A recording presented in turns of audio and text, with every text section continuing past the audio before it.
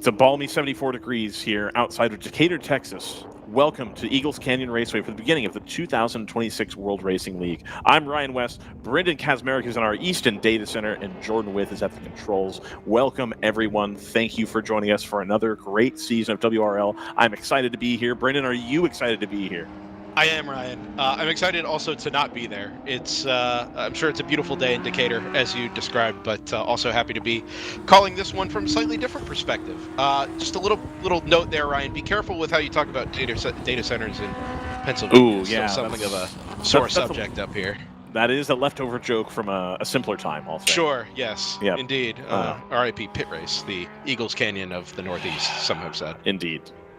Eagles Canyon in rude health, according to the gentleman I spoke to earlier. It seems that the goings-on with other Texas racetracks that have been announced in the last couple months are a relative boon to the prospects of Eagles Canyon Raceway. That's about as specific as I would like to be, but I think one does see what I'm trying to say. Indeed. Look, I mean, club racing in Texas has long been extremely popular, and the track that is shutting its doors to club racing is obviously a loss, but places like Eagles Canyon get to carry that flag. Hallett up in Oklahoma is another kind of local venue. MSR Houston. There's plenty.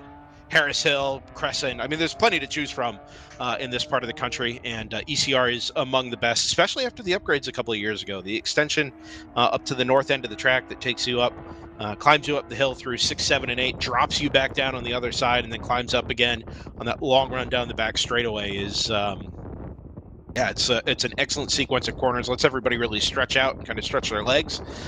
And okay, we're not wheel to wheel this afternoon as we get coverage for qualifying, but anyway, it's one of the, I would say, more unique venues in terms of layout and in terms of structure on the 2026 World Racing League calendar. Well, it's a venue that continues to be upgraded. If you look off to the, I believe, northwest, there is a new building going up with some, I think, an off-road track over there where they can run trucks or quads or rallycross or whatever it is they run over there. But more construction going on over there. New corner worker stations being put in. This building that I'm in here now completed versus last year where they were still in the last phases of kind of getting it together. Now it's totally finished. It's incredible. And again, the folks at Eagles Canyon told me that they plan to continue to make this a better space every single year. They don't want to stop upgrading, and I think it's a trap a lot of tracks fall into. Mid-Ohio. It's getting better. It is getting better now, but there was a good 7 or 8 year span where they kind of just let it. Yeah, indeed. Anyway, so let's talk racing. The number 102 Triple Eight Racing, a new entrant, but not a new vehicle, Brendan. No, this is a Porsche 991.2 Cup that obviously we've seen before. Last year's championship-winning car. Yes, so it skipped exactly 0 races, but obviously it changed hands. I think, Ryan, you and I found out that was the case literally as we left the facility on Sunday afternoon from last year's U.S. Endurance Championship. Those cars were left in a garage at COTA, picked up by the new owners, and bully for us, the new team name is Triple Eight Racing. Triple Eight, remarkable. What a turn of events. I think that's TLM fully closing the door on the return of the Triple Eight Aston Martin, but that's okay because this Porsche. Well, or having it closed on them. True, that's because they didn't re-up, obviously. So yeah, the Triple Eight, and it is Triple Eight Racing. Oh man, that's going to be great. It's not as much of a stretch as it used to be. It is that. It's not engineering, but it is racing. Triple Eight Motorsports Engineering. Yeah, if we can get an interview with Roland Dane while you're down there, we'll be in good shape. Fantastic. So they're in the Porsche 991 Cup car. What was at one point a novelty, and I think a car that was developed and run really successfully to the point where now I believe there are teams that are investigating the possibility of running that. Indeed, there is a second one running. Hopefully they click across the timing because I just saw it go out onto turn 2 here, the 182, but we'll come back to that later. I'm going to read through the qualifying results so far. So the Triple Eight Racing, a 158 2.02, excuse me, followed by the 188 Lupe Tortilla BMW, Brendan, an M4, a longtime entrant in the WRL series here locally in Texas. They also make the WRL return. Yeah, they were with us, I think, back at the end of last season. That's the primarily the gang of Spec Racer Ford SCCA drivers that formed an endurance team. Erstwhile entrance as 3 fast guys in Denny.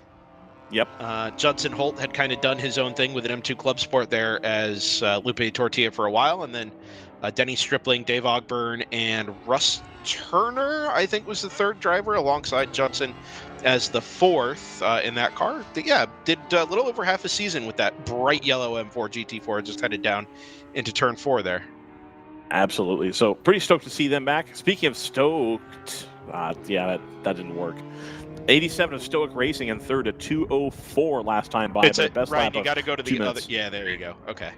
I know. I said last time by, but then best. I got it. You know, Brendan, I'm a professional now. This is true. This is true. Stoic Racing, another returning entrant for WRL in a Toyota Supra, but not the GT4. No, no, that is a road chassis road chassis Toyota Supra that the fine folks at Toyota R&D Racing had been putting together. I was talking about Stoic. I was talking about Stoic. Sorry, I thought you were talking about the 90. No, the 87. Stoic, we're going in order. Very much the. I think it's an Evo 2 actually. It is. Yeah. So anyway, the 87 Stoic Racing, they make their return, followed by the 90 of Toyota R&D Racing. A 2:01.279, their best time, still in 4th position. They are in, as Brendan mentioned, the road-going Toyota Supra that came out before the GT4 car did. And that car has, what has it been now, 5 years? 4 years? 6 years? The R&D car? Since the 90, that's been a long time they've been running that. 2020, I think we saw it make its debut down at COTA. Yeah. Or somewhere around there. Class winners in the World Racing League as of Mid-Ohio last year. Absolutely. Happy to see them with their return. The number 77 of Kingpin Racing, that is the blue and white Supra. I believe that is the Rob Walker Racing entry. Of course, if you're a DriversEye Live fanatic, if you're a Livey an iHead, Delhi, a Delhi, DEL, yeah. And we'll workshop that. Anyway, fans of DriversEye Live will know them. Completely Rob Walker, Santa Claus, probably Murray Wonderly, probably someone else as well. I know that kind of 3rd and 4th seat there rotate depending on people's schedules. But almost certainly Rob and Santa Claus here in the GT4 Supra. After having an interesting weekend at COTA before, I think the one car had been nearly written off and another, didn't do as great as I think they would have liked. So coming back here with a fresh start on the season after some success for the Rob Walker Racing team. I don't know how they did PCA, but I know that Murray Wonderly repeatedly came in Spec Boxster last weekend. Brendan, how did Rob do it? Banger of a Sebring. Yeah, this is correct. DriversEye Live doing something like 40 events this season.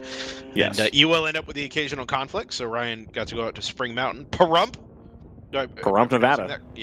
Pronouncing that correctly. Pahrump. Well, I spent time down at Sebring, both watching Porsches, as it turns out. But yes. Anyway. So how did Rob Walker do at the PCA event?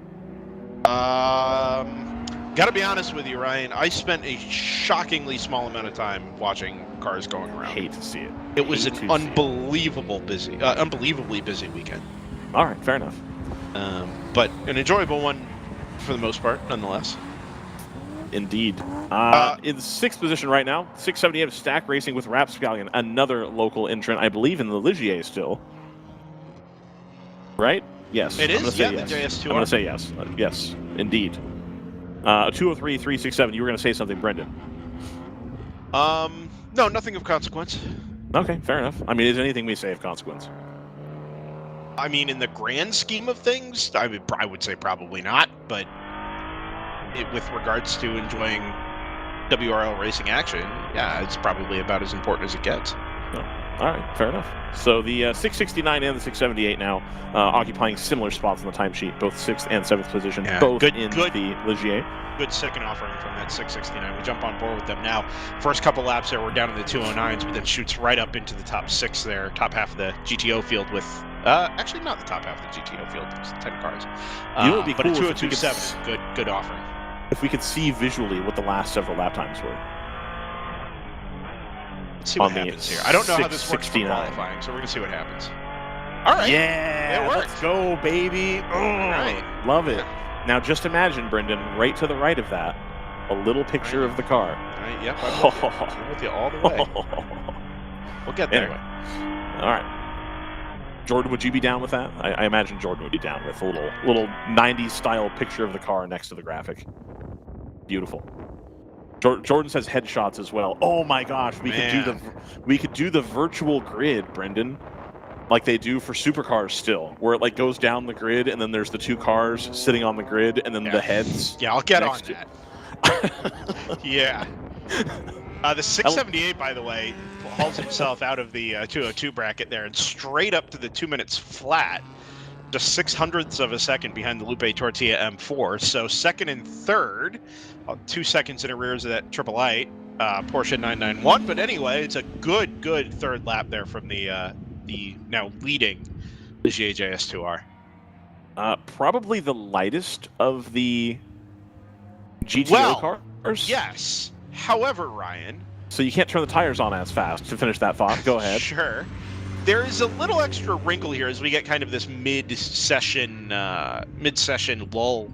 The occasional driver change, occasionally a change of tires as well. Good opportunity to scrub a second set in. Go put in your lap time. Obviously, this will only set the grid for Saturday. Tomorrow's race will set the grid for Sunday. But we do see this now in most of our GTO, GTU, and general production sessions. This sort of 15-minute intermission. Come in, swap around, and go do it again. The new wrinkle this year, Ryan, is that in GTO, for the first time, we now have what is being referred to as the APV modifier, which is chassis and engine specific. Yes. We had done the success modifiers, if you like, over the course of. I'm sorry, that is a hell of a crack on that windshield already. Is that look at that? Oh yeah. Yeah, it definitely is. My goodness. Okay. Anyway. Wildlife out here in Hill Country. No, we have banged the drum of the WRL for being the highest profile sports car racing series in the world with an open technical rulebook that doesn't require homologation. This still continues on from that, right? There is no homologation of race cars required. You can do whatever you would like to do to your car to make it, better suited to the GTO rulebook, add aero, remove aero, tire width changes, tire size changes, whatever it is you feel is going to make your car perform best within the 9-to-1 power to weight target. The only difference is now that for 2026, that car engine chassis combination will have its own target to meet in terms of the original 9-to-1 number, 9.0 to 1 number. So, for example, the 991.2 that Triple-I Racing is running this weekend, it has a negative 0.4 modifier. So it is in effect running to a 9.4 to 1 power to weight target. The same goes for the Ligier JS2R. That's a minus 0.3. So that's running to a 9.3 to 1 until you get down to, let's say, the Social Rustlers, number 181. I think you'll find that's SoCal. That's SoCal? Oh, it is SoCal. Ha! Social. Here's the thing: is I actually wasn't looking at timing. I was looking at it on the pylon. I never do that. Yeah, SoCal Rustlers. Thank you. Steve is vindicated. That's fair. It is very much the 9.0 to 1. That car does not take any sort of negative modifier. So it's not something I expect us to talk a lot about this season. We'll definitely hit it again tomorrow just to make sure that everybody kind of understands what's happening technically behind the scenes, given that it is a really genuinely interesting part of the World Racing League's overall setup. I'm interested to see, how it all makes it look. My guess is it's not going to be obviously or fundamentally different, and such is the case as we see it this afternoon. Triple-I Racing 102, a good second and a half clear of the rest of the GTO field with a really, really good initial lap. We know how strong that car is, top to bottom, and I don't think a 0.4 modifier is going to make a massive difference with a car that is as well built and well executed as that Porsche is. I think they're going to be able to go longer on fuel. I think that's going to be a 0.4 modifier in favor on their fuel strategy. So that's going to be a wrinkle to deal with as well. for them. I think that's probably fair to some extent. If you're going to lose a little bit of top-end horsepower, then you probably deserve to get something back in return. In theory, I mean, it's built surely the better mousetrap. It's about the course of the.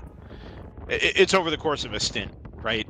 This was a big deal in the early days of the WEC. Is that, well, this balance of performance isn't just about your on-track performance. It's trying to balance you out over the whole length of a stint, right? Right. And without getting into the minutia of fuel fill rates and tank sizes and things like that, this is just kind of an easy way to say, okay, we now have 3 generations of GT4 cars and a bunch of home-built cars and cup cars and all sorts of things that are theoretically eligible in GTO. Let's make them all have a home here. Let's give them all a place that they can come out and race, and do so competitively. Has RJ followed in IMSA's steps and instituted a fine for talking about the balance of performance? Well, if he has, he's going to have to fine his commentators, which, you know. Interestingly, the commentators for NBC felt no need to stray away from that. Got to be honest, didn't hear a lot of NBC chatter last weekend or 2 weeks ago. I have to imagine that at some point someone at NBC, a bean counter, sits down and goes, "What do you mean the viewership is so low? How much do we pay for this?" Yeah. And they're wondering, like, man, why is the viewership so bad? Like, clear, the viewership's never going to be great, but like it's worse than it would be because the core audience you're hoping will watch it is not watching it on NBC. Well, so we can go down this rabbit hole tomorrow, but I watched or during happy hour. Or during happy. I'm not going to be available. Well, you're not going to be here, but anyway. We can't call it that anyway. Yeah, that's right. Sorry. I spent a lot of time watching on an alternate stream last weekend, and there was not a whole lot of focus being placed on the development of the race. Stint lengths, not of interest. Pit stops, not of interest. Lap times over the course of a stint, not of interest. I mean, there's very little like race development chatter going on. Wait, on the alternate stream there wasn't either? Yeah. Yup. Oh, fascinating. Okay. Yeah. Well, that's too bad. I think there are some services to be pitched here. Frankly, if that's the case, because they weren't talking a whole lot about race development on NBC either. Yeah. So one has to wonder what the deal with that is. Another good lap from the 678, by the way, stack racing with Rapscallion. They did pop into the pit lane, but 1:59.5, the only other car to dip beneath the 2 minutes, the 2-minute bracket there. Have that pop up on the screen here, maybe. I do want to finish the rundown here. The 11 qualifiers. 246 and 282 TCB racing, which is taking care of business racing, is what I found out today. It's written on the back of their hauler. Sure. It is not a frozen yogurt company from the 90s. There is an alternate there, but... Oh, is there? Yeah, but taking care of business makes a lot of sense. Sure. Well, I mean, that's what it says on the back of their hauler. So until I'm told otherwise, that's what I'm going to go with. I was going to do a lot of frozen yogurt jokes, but I read that on the hauler as I came in. I went, oh, okay. All right. So now I know. The 148 to 40-48 competition, the lone GTU entrant. Okay, got it. The lone GTU entrant here with the Sebaco NP01. Yeah. I think they're going to have a successful weekend. I would say so. To finish first you have to finish. Indeed. Yeah, got to clear the... Gonna make a 70% joke, but now I think it's still 70%, right? I imagine they will. Yeah, I think so. And then in 11th right now, the number 181 of SoCal wrestlers known as Samson Racing Communication Racing. Oh, is that right? Yes. All right. This is their brand new build car, E46. Sean and Troy? Sean and Troy. That's only drivers on the A pillar, so I wonder if they're just doing it themselves. I believe so. Brett Strom? Yeah. Yeah. Yeah, we had caught wind of that new car back at Utah when we chatted with both of those drivers separately, actually. Yes. Spin there for the 669, backwards headed up the hill at turn number 13. Car pointing in the right direction. Well, there we go. Kind of. See how easy it is to engage reverse on Alicia is to our. It's a blind corner though. You're hoping you have a spotter or something. Reverse. There we go. Pull it like 8 times Well, and it'll he's go. got There it. we go. Excellent line of sight to the quarter marshal in that brand new marshal station up on top of the hill. Indeed. Anyway, back to the SoCal Rustlers. Social rustlers. They rustlers, yeah, rustlers, social rustlers. They might be. I don't know them that well, but you know, oh boy. Here we go. There we go. We got it now. Yeah, we chatted about it briefly when they mentioned that Brett Strom was going to build the car. I don't know if you remember this, Ryan, but back in one of our final years at the 25, Yes. there was an absolutely gorgeous M4 that Strom had built. I mean, just pristine. An M4? It was like the first year of the M4.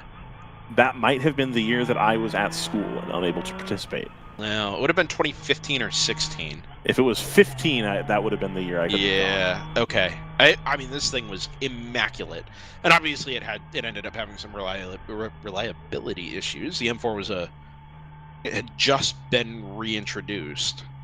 That sound right? Introduced. Period. M4 was a new idea. Yeah. Okay. Yeah. Had just been introduced anyway.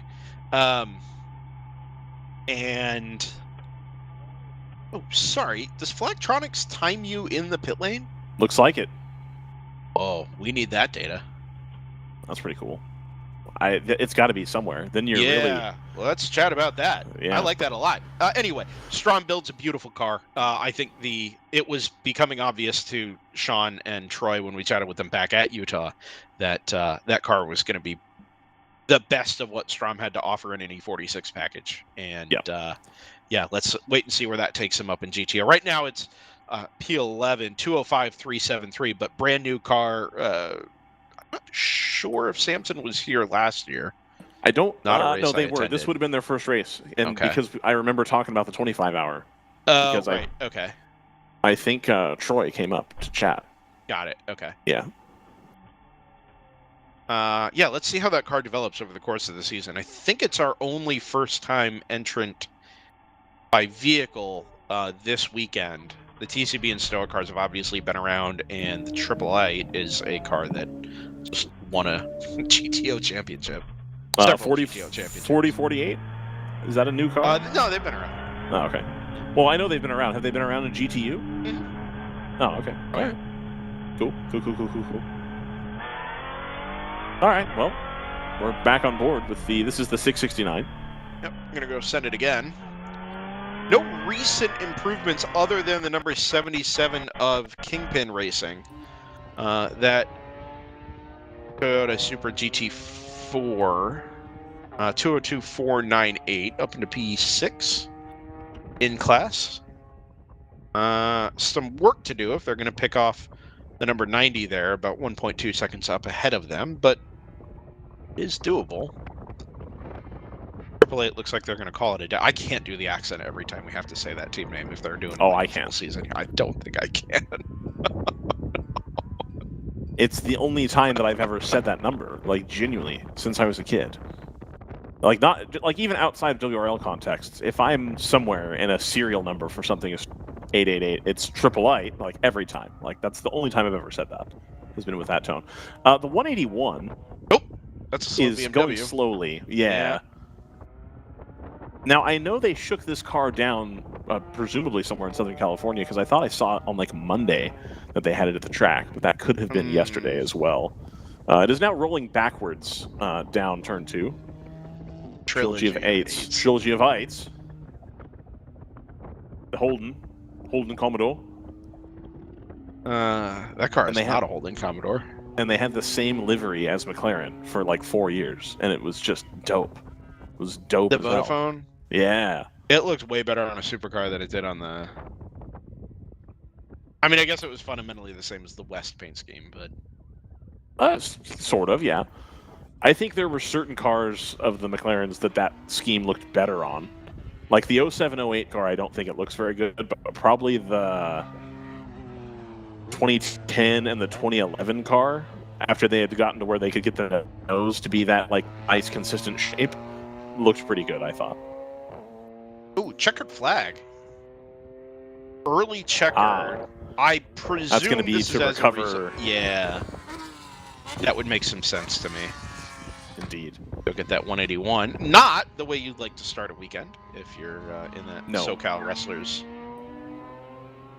I was going to say this is the closest tow for them all year, but it's not. Because if we look at the WRL schedule, do we have that or no? Probably don't have that yet. Not yet. Yeah. Look at that. Oh my goodness. Look at that. Beautiful. It's not their closest tow. In fact, their closest tow is going to come April 3rd through the 5th at Thunderhill Raceway Park, which registration opens for here in a few days on the 11th, I believe. Yeah. Wednesday the 11th. Wednesday the 11th. Second closest tow is going to be the Burt Brothers Motor Park as well. In Utah. That's probably closer, right? Yes. Than this, yeah. Got to be closer, yeah. Not by a ton, but it is, exactly. It is closer. Fun fact, Salt Lake City is as far from me as Portland. It's the same distance. That is a fun fact. I was doing some... Driving distance or as the crow flies? Both. Huh. Because both times you have to go through some mountainous terrain, and then after that it's pretty straight. I don't know why you would drive to Portland. It's right on the edge. If it was in Eugene, I would drive. Anybody interested in developing a racetrack in Eugene? Let us know. Probably one of the handful of places in the country where you couldn't get that done. I don't think anybody in Eugene or Springfield or Corvallis or Salem or any of the other Central Oregon, cities would be remotely interested in anything like that. Tillamook Motorsports Park. Can we get that? Maybe. Potential. There is a autocross-specific racetrack out by an airport near Klamath Falls. And when I say autocross-specific track, it looks like you were on cities' skylines and just made like a really tight grid of roads where there's like just a little circle of grass every 10 to 15 feet. Oh, interesting. Okay. And then they can change the layout. Let's not forget about Oregon Raceway Park either. Oregon Raceway Park and Pacific Raceway as well.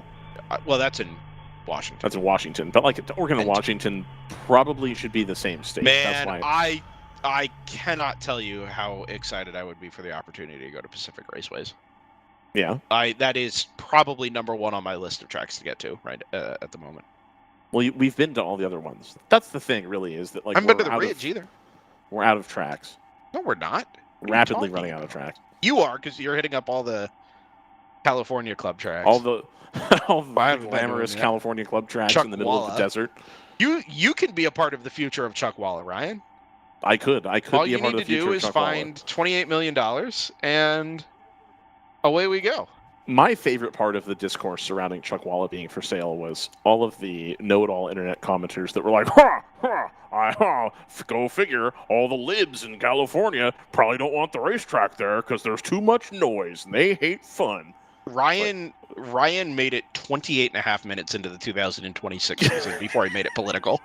Unbelievable. Okay, but like that's what people said in the comments, and then literally everybody who knows anything is like, "No, idiot, you have no idea what you're talking about. It's in the literal middle of nowhere. Yeah, there's nothing around it. It is so far from everything." RGL Motorsports remind us there's also Clispe in Spokane.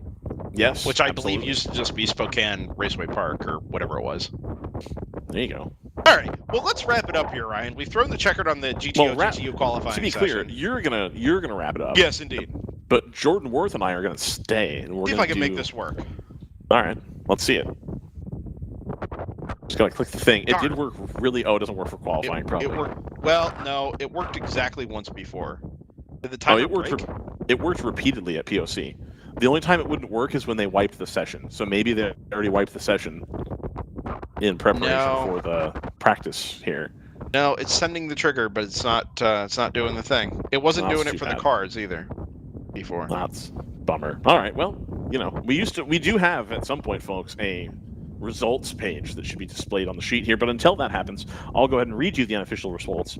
In first position, we have the number 102 of Triple Light Racing, the reigning champion Porsche Cup car, with new drivers, of course. The 678 of Stack Racing with Rapscallion, the Ligier, in second place, followed by the 188 of Lupe Tortilla, the M4. Then the 87 of Stoic Racing, a Supra, in fourth. In fifth place, the 90 Toyota R&D Racing road-going Supra. In sixth position, we have the 77 of Kingpin Racing / Rob Walker Racing Toyota Supra. That's the white and blue Kingpin car. Sixth position, 202, 498, 4 seconds adrift of the top time, a 1:58.0. Seventh position, we have the 669, the Stack Racing with Rapscallion. That's the second of the Ligiers. That's the one we had the onboard of. 282 of TCB, and then the 246 of TCB. 8th and 9th. The number 148 of 40-48 competition in GTU takes 10th overall, but of course pole for their class. And the 181 of SoCal Wrestlers having an inauspicious start to their season with this new car, down in 11th place, about 7.3 seconds adrift. But I do wonder if they were nursing a bit of an issue throughout the session. Two drivers that are no slouches and very experienced in endurance racing and qualifying for endurance racing at the back of the field suggest to me some car troubles. So that wraps up GTO and GTU qualifying. Stick right here, though. We're going to be doing some podcast hour here with Ryan and Jordan Worth. I sprung this on Brendan at the last minute, so Brendan will not be able to join us. Presumably, he's going to fix my camera situation. That'll be after, but it'll be open after. Yes. I guess it's a Friday. Yeah. Okay. What time do you think it is here? Isn't it like 5 o'clock there or something? 5, 6, something like that. All right. Everybody on the East Coast is double like, check it'll be open. Yeah. Open till 8. Sheesh.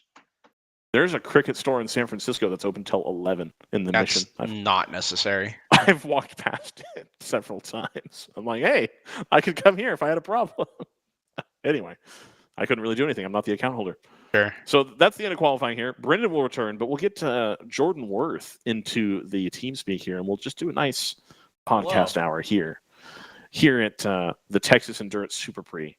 Just this little middle break point here. We're going to have a practice session. Welcome, everybody. Jordan, how was the off season for you? I see I'm speaking in a tone that I'm imagining the coffee jazz in the background. I wish there was some coffee jazz in the background right now. Yeah.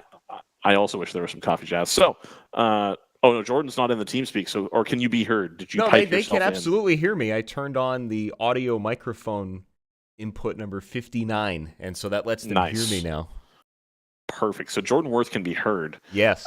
If you're in the paddock and you're hearing this because you're watching live on YouTube, please feel free to come over to the Eagle Eye, which is the sort of hospitality building overlooking turns 1 and 2. Come upstairs, and I'm in the first door on the right, and that'll be the suite here, the hospitality suite that they put me up in here. This is the nicest broadcast booth I get all season. I'm sorry, I went off on a tangent. Really? Jordan, your winter, how was it? A lot of snow. The last few weeks, I've enjoyed that because, I'm from Florida, so I haven't seen a lot of snow. Yeah, you're not a big snow guy. That's right. I love it. It's great, though. It's still on the ground. I look out the window. There it is. It's still there.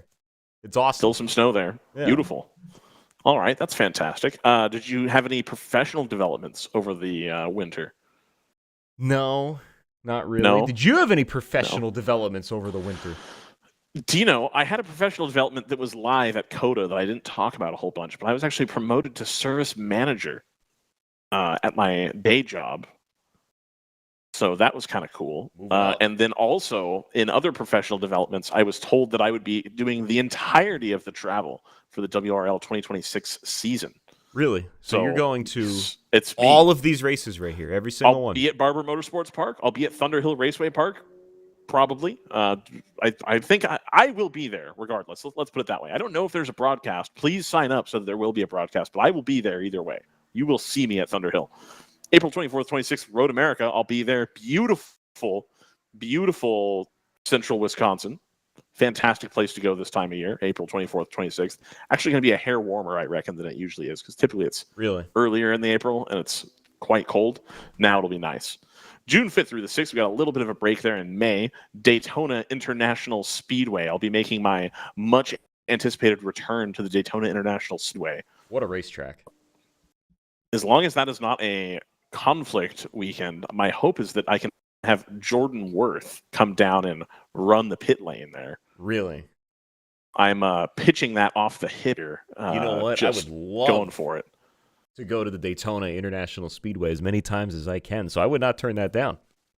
Absolutely. That's kind of what I figured. And I have perfected the art of doing the pit lane interview by simply recording them to my phone with a real microphone. And then I don't have to play the vMix call, video, sync. That's a mess. It's a complete and total unmitigated disaster. But we're just going to skip that, and we'll just do some interviews there. I also have it. Well, I don't know if that's been announced yet. Cool things are coming for Daytona. I'm really excited to have people around at Daytona. July 24th through the 26th. So again, about a month break there. Again, Michelin Raceway Road Hotlanta will be there live. I will be there live. August 28th through the 30th, about another month. Watkins Glen International. The first time I'll have made a trip of any sort to New York.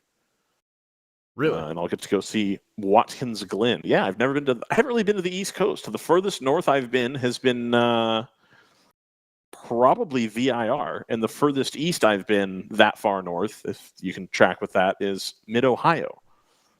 Really? So basically everything from like Pennsylvania, Maryland, north is just a black hole to me. I've never been there either.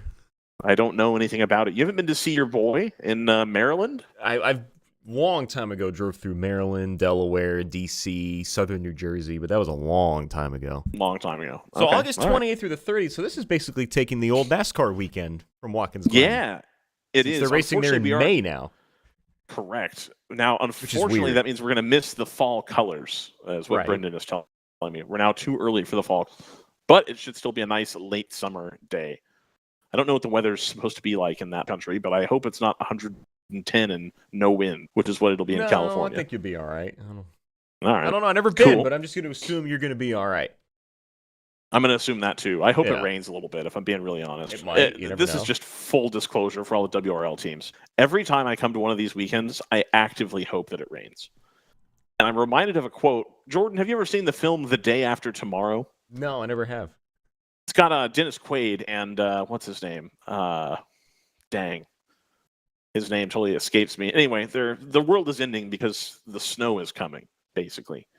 And we're entering a new ice age.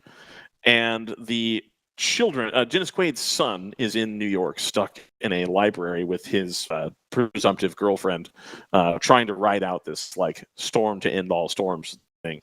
And they're sitting around the fireplace, and the girlfriend asks him, and she says, what was your favorite ever vacation that you went on? And he says, what? You mean other than this one? Because it's been a disaster, and they've had to fight coyotes and go on the Russian ships to get supplies and all this. Yeah, no, it's a whole wolves, because the wolves escaped the zoo, and so he had to fight the wolves to get the medicine off of the Russian tanker so he could get the antibiotics to his girlfriend, who was dying from a cut she sustained. Anyway, it's a whole thing. So they're just trying to have like a nice moment, and it's obviously been a disaster. And he says, no, this is my favorite vacation, effectively. And that's how I feel about every vacation. When it goes completely wrong and it's a complete disaster, I love that. I love that. It is the best. So when we have WRL weekends that are like rainy and like, it's going to snow, and all, I'm like, give me all of this. Yes, please.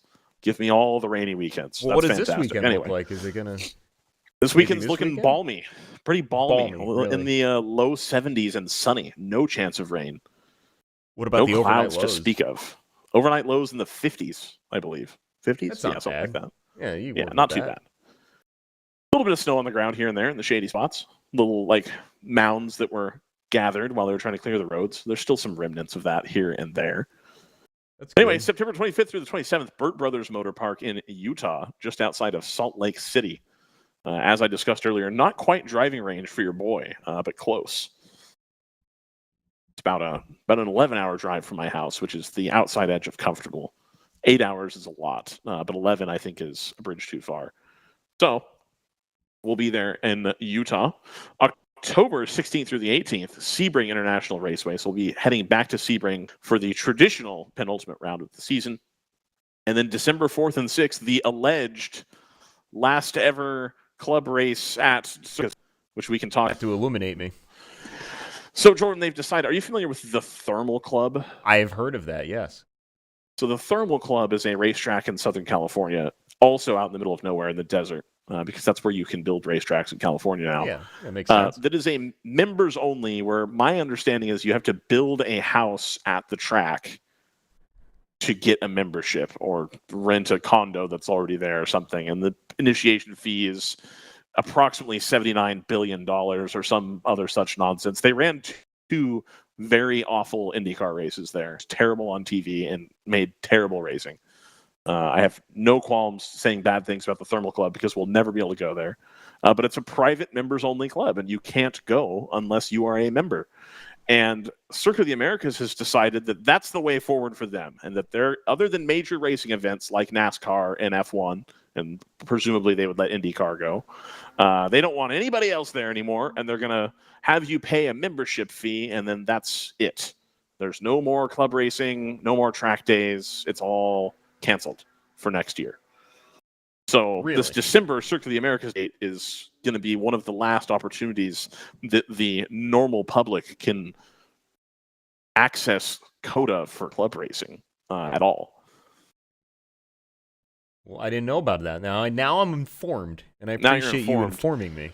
Yeah, not a problem. Now, I have questions about the amount of money they're asking for a membership, which even in the realm of racing is like a truly eye-watering amount of money for the initiation fee. And I don't think they're going to sell enough of those to make it worthwhile. And so I have questions about how long it's going to remain exclusive. But we'll have to wait and see on that. I am excited to go again, for sure, December 4th through 6th, but it wouldn't surprise me if their tune changes between now and then about whether they're going to have club racing there or not. Yeah, that's 10 months from now. You got a while. It is. It's going to be a while, for sure. And that's a lot of time for them to sell these memberships that they think they're going to sell. But yeah, we'll have to see. So which one of these tracks exists? Which one of these tracks have you never been to, other than Watkins Glen? I have not been to the Burt Brothers Motor Park. I love the name of that. It sounds cool. Yeah, Burt Brothers Motor Park. It's exciting. But I have been to the rest of these. I think I've been to all of them except for those two in the middle. So I'll have back-to-back WRL events that are a first-timer for me. So that's good. Barber is starting to become old hat for me. Same with Thunderhill. Road America, old hat. Daytona, that'll probably only be my second time I've been to Daytona. Really? Yeah. I went for the HSR 24 several years ago. 3-4 years ago, something like that. And I think that was the only time I went to Daytona, in fact. You're not going next week? I am not going next week, unfortunately. I was not able to secure hospitality tickets. I understand. So, I imagine you'll be going next week. I will be there next week. Fantastic. Now, do you get to stay in the RV, or are you staying in a No. hotel? We got a campsite somewhere, and just kind of there you go, pulling in there. All right, sleeping in a truck, getting the whole experience. Heck yeah, that's awesome. I was going to reference your favorite bike week activity, but no. No, you will see that down there, but no.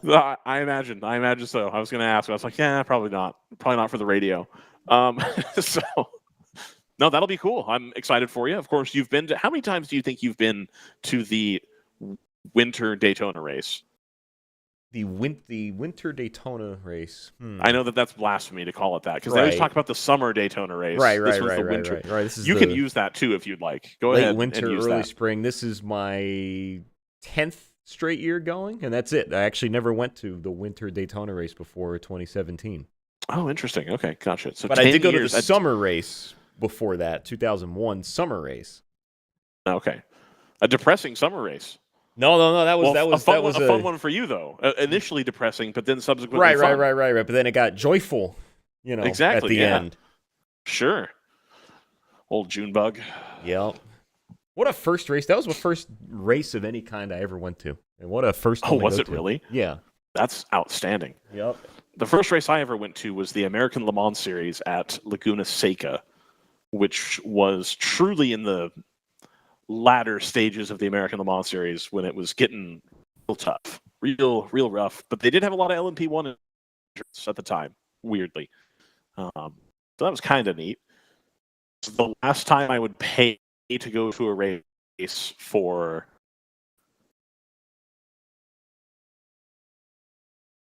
about 9 years. I think between then and 2020 or 2021 probably, I went to a lot of races and I didn't pay to go to a single one because I got press passes to go to several.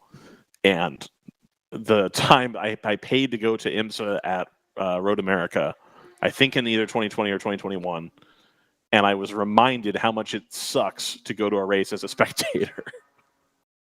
Yeah. That if you're just paying for GA and you don't have like hospitality tickets or anything, it's real tough to go stand at an IMSA race. I'm like, oh, okay, well, and no campsite, just bring your car. Just there. Yeah, just there, not a fun experience, especially by yourself. But what are you gonna do? Well, I would have that feeling going to the 24 at Daytona and just having regular tickets, which get you everywhere, and then you show up in a few weeks for the 500 with regular tickets that get you nowhere. And yes, it's a big juxtaposition of having all access and then having no access. No, I had not. I think it was. Let me see. We'll just do some live podcast Googling. People love podcast Googling. It's their favorite thing about podcasts is when people Google live on the air. Pull that up, Ryan, for us. Thank you. Appreciate it. Actually, no, Joe. That's not true. It looks like here. So that doesn't happen so much anymore. It used to. Simon Pagenaud Championship. This is a nice fence here in turn 2. I like this fence. It's a great looking fence. 2016. So I went to Sonoma in 2016 with a friend of mine with the press passes, and it was a Sonoma IndyCar with Pirelli World Challenge, and SCCA Formula Mazda was there, which was weird. Header. Yeah, exactly. Big deal. Big event. And I think they still do it this way. That was when IndyCar would go to Sonoma, and then the weekend prior, they would run Indy Lights and USF 2000 at Laguna Seca. So they had them at different tracks for some reason. I don't know why. And they're trying to split their viewers on different. Yeah, anyway, it was a mess. But I got to go to that with press passes and wandered around at Sonoma and got to go to the press center, and they had food and drinks, and it was pretty hot. And I walked up to the Firestone hauler with my buddy who had never been to a race before at all. And he had noticed, he was like, wow, man, the front tires on an Indy car are the same size as the rear tires on my Mustang. I wonder how much those weigh, because the whole car you can see, doesn't weigh that much. I'm like, yeah, I don't really know off the top of my head what they weigh. And so we go to the Firestone truck where they're mounting the tires for the IndyCar races.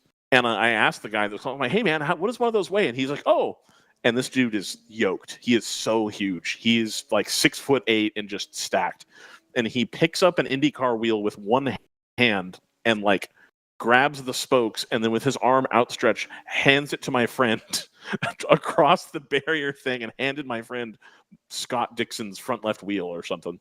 I think it was Scott Dixon on the label. And he was like, oh, and obviously it's 20 pounds or whatever it was. So he was like, wow, you just held that out straight like that and with your hands, and you didn't even care. But we got to hold an IndyCar tire, and I thought that was cool. And it's the kind of thing that I don't think you would have got to do if you were just some rando person, but we had press passes. The guy was like, oh yeah. And he was telling us about IndyCar's tires are still confidential. And they're confidential tires, which means they take them back, all of them at the end of the season, at the end of every race, they take all the tires back to Firestone. They don't shred them or give them to the teams or as mementos or whatever. They keep all these tires. And somebody had stolen a used one off of a stack. I think he had said at Sonoma a couple years prior. And they knew which one had been stolen because they run all the serial numbers when they get back. And they knew it had been stolen from Sonoma, and they knew which session it had probably been stolen from. And then 3 years later, it came up for sale on eBay at some address in Los Angeles. And they called the LA County Sheriff, and they sent 2 Pirelli reps or Firestone reps down there to get it. And they went and took the tire back from this guy and then flew it back to Indianapolis or wherever they do the tires from. Yeah. And it was, I asked him, I said, it's a 3-year-old tire at that point. He's like, yeah, it doesn't matter. We do not want Michelin to get their hands on that or whoever. That would be bad. So it came back with us. I've heard about that in NASCAR with Goodyear. They do let the teams sometimes keep the tires, but they do have to get special permissions or something like that. Right. Makes sense. Yeah. I kind of thought that with IndyCar, my understanding was that they made the tires the same way for a really long time, and I thought they didn't care anymore, but I guess not. Michelin does that with the LMP GTP tires, I think now too. Wild. Did you watch anything? Tires. Confidential tires, not open to the public. Can't just be purchased. Got to have a contract with the series. Yep. Did you watch any of the Daytona 24, Jordan? I think I watched the last 10 minutes. About all I had time to watch. How many times in the last 10 minutes did they talk about the new innovative tread pattern on Michelin's 50% renewable tire? Is this something that they mentioned over and over again during the Probably 4 or 5 times an hour. I'm not kidding. They talked about, wow, look at that Michelin tire. It's got a pattern on it. Did you know it's 50% renewable? You know, that pattern doesn't actually do anything. It's just so that you'll ask questions about it. And like it's got, I don't know, it looks like there's spider webs on the tire. Like the face of the tire, like the actual material that touches the road. Some of it is Michelin's like felty texture, and then some of it just looks like regular race tire, and it's kind of a weird pattern on there, but it doesn't do anything. They just did that for fun so that you'll ask questions about it. I was like, at least I'm lie asking to questions. So you felt on a tire? It's so, yeah, on a Michelin road tire, if you get like a Pilot Sport road tire and you feel the sidewall where it says Michelin, it feels like felt. Feels like a pool and table. It's just how. Yeah, well, a little bit more sticky than that, but yeah, okay, pretty much. A gripped up pool table. More like a velour almost. Oh, okay. Like a felt velour hybrid, like an Alcantara almost. Ooh. Like when you feel it, you feel like you should be able to brush it one direction or the other and have it change colors, but it doesn't. But it has that kind of feel to it. Well, and so it looks like it's changes colors and stuff, you know? I agree. But if you look at the cool. photo of it, of the Michelin 50% whatever tire, you'll see the pattern I'm talking about. And frankly, to me, at least lie to me and tell me that texture helps with warming the tire up. Or, it gives you more grip while the tire's cold. Or something. Like, lie to me and tell me it's something cool. Don't say repeatedly during the ad spot, actually, the texture doesn't do anything. It's just so that you'll ask about it. Like, well, they got me to ask about it. So, yeah, you know what? It worked. But just have that be the unsaid thing that happens. Just have me asking about it be the cool thing. Don't tell me repeatedly what the trick about it is. You know what I'm saying? Like either lie to me about it or don't talk about it. And make it a mystery so that more people talk about it. But I don't look at it and think to myself, oh, wow, that must mean it's 50% eco. Is that what that meant? Like it's done. Anyway, I digress. It's good to digress. Indeed. So, that's about all I got. Fortunately, we're at 1:54 p.m., which means we're nearing the start of another qualifying session here at the Eagles Canyon Raceway, Decatur, Texas, on a beautiful Friday mid-afternoon in Texas. Do you have the weather lower third? Do you have that? You want me to get the available? Would you like me to pull up the radar?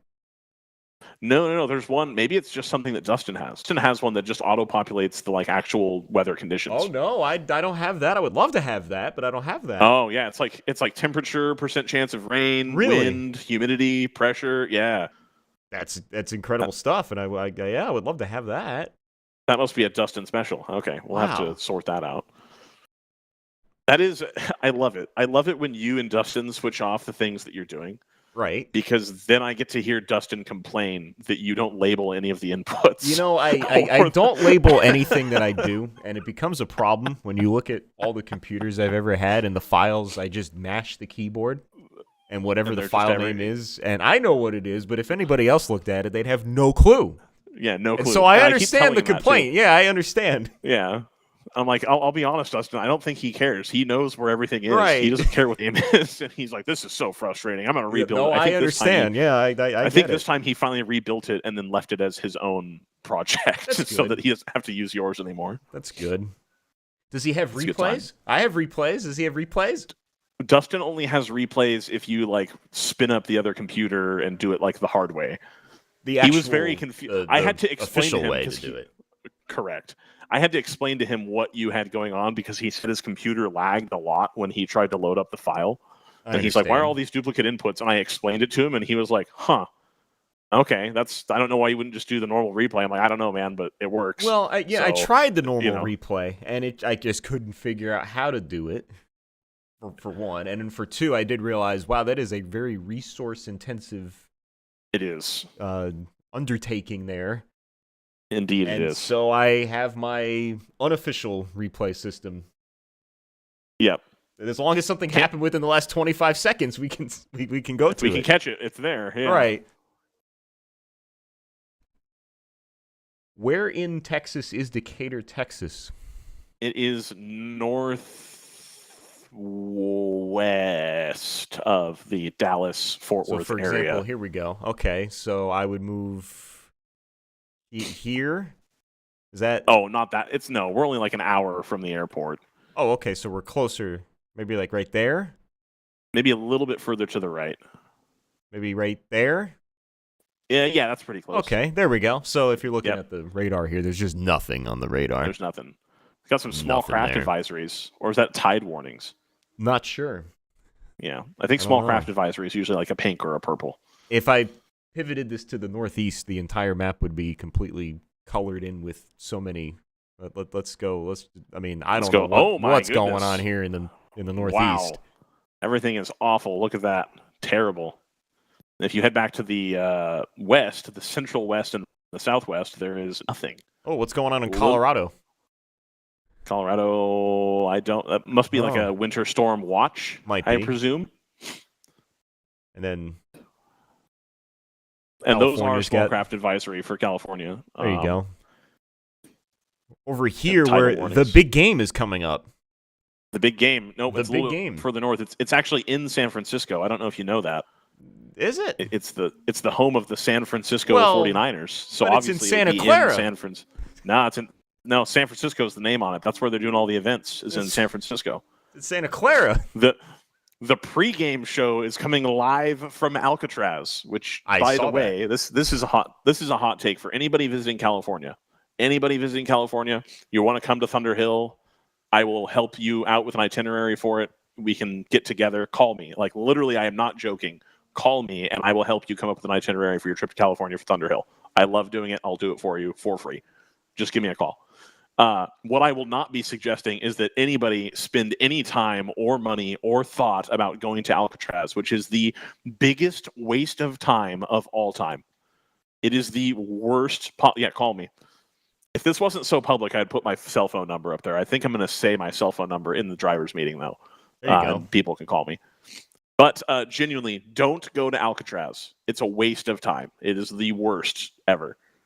You get there, it is so small. Like, the island itself is not very big. And the audio tour is like 45 or 50 minutes, something like that, maybe 90. But there's so many people trying to go through it, so curated and so restricted what you can do and where you can go, that it's not even tremendously fun. And then the gift shop is like it's one of those where they force you to go through the gift shop to exit. Right. And it's a nightmare in there as well. Like, it's just the worst. And I cannot think of a better way to light $150 on fire in San Francisco than to go to Alcatraz. Like, just for $150, you could go do actual cool things elsewhere instead of going to Alcatraz. Yeah, absolute waste of time. Of a tour would be, here's the prison. Okay. But it's such a logistical. What is? They give you a little headset. So they give you a headset.